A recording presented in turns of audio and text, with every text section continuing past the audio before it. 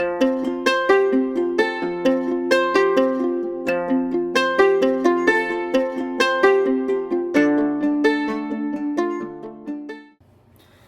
everybody, Nathan with On the Drift Fly Fishing, showing you another knot that I like to tie. This one is called the Orvis Tippet knot.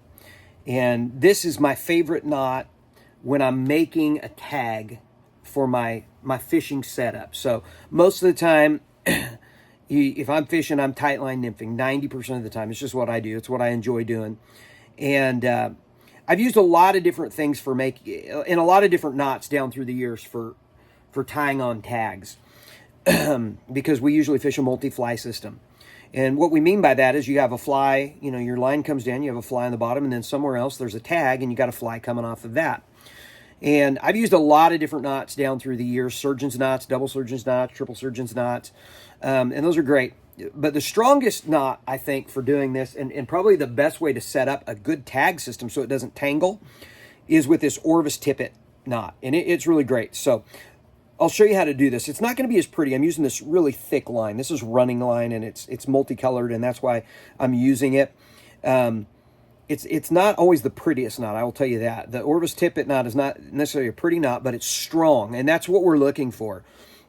And so let's say this blue line or teal colored line is coming down. This is already it's already in your system. This is your tippet, and you're wanting to create where you're going to put your tag line, your tag fly. Now, what I do, and what I feel like is one of the best methods for this, is I'm going to cut some tippet out, and I want to make this about the length of however much that I want my tag to be, and how much more distance I want between my second fly.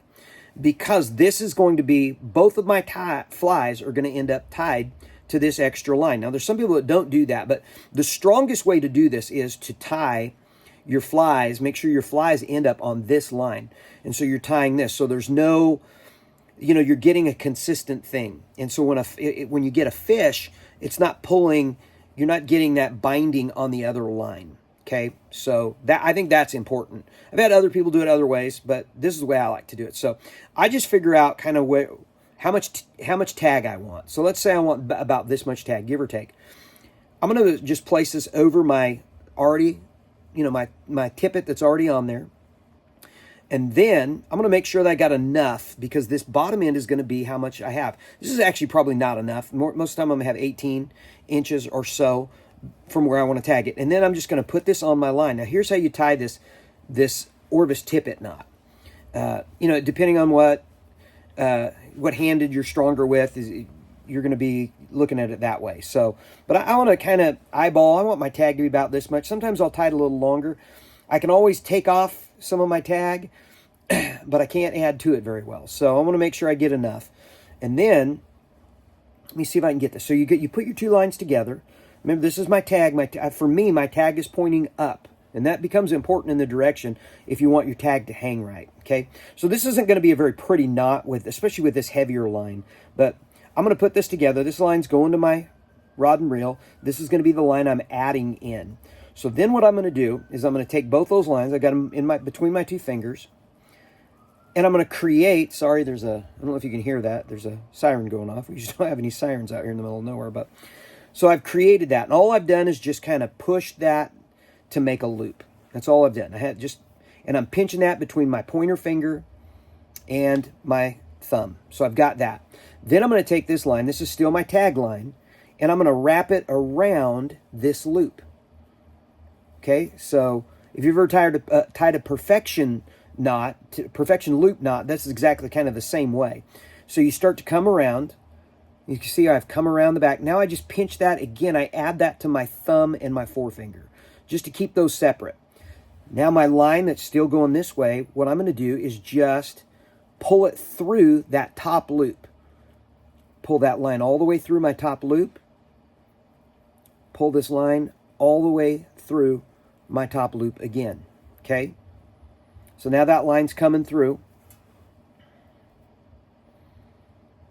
And then as you start to pull, you'll start to see, this is how you know you got it set up right. You get what looks like a little figure eight. Now, you can kind of manipulate where you want this loop to go. If you can kind of push it down or up a little bit, you start to get that figure eight. And then you just want to pull evenly as much as you can. A lot of times, it's a fast pull. On these, I like to do a slow pull, and just to make sure that it's looking right.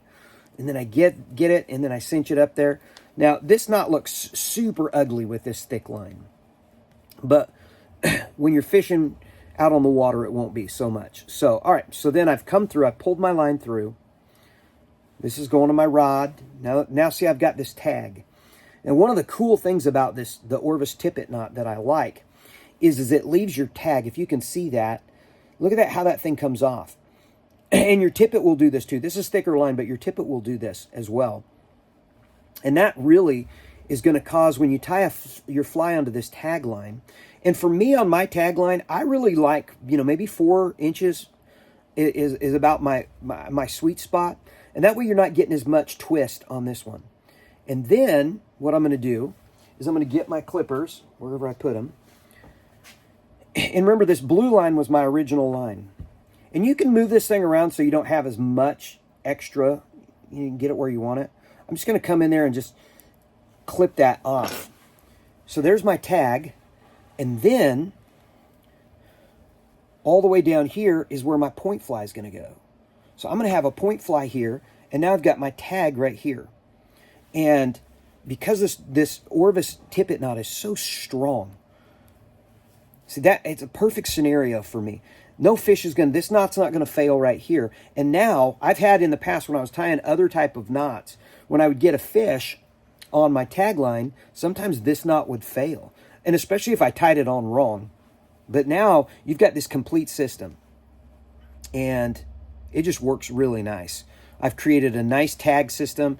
And for me, it really allows me to make sure I get my tag size right, and that I'm getting the right amount between my tag fly and my next fly. And for me, that's important because I want a certain amount of distance for my fishing techniques, so I know where my flies are at. All right, so that's the Orvis Tippet knot, and that is by far my favorite knot to use to tie these tags with. And another benefit of the Orvis Tippet knot is, let's say you're already fishing through the day, you can actually just kind of put one on top and make a tag end. And that'll work as well. So maybe, your tag knot just gets smaller and smaller through the day. You keep, you keep retying and it's just too small. Well, you can clip that off and then just lay another piece of line and tie another tag on. You can do that. Now, you're going to continue to use this bottom line for your main line. I hope that makes sense. But it's a great way just to add throughout the day if you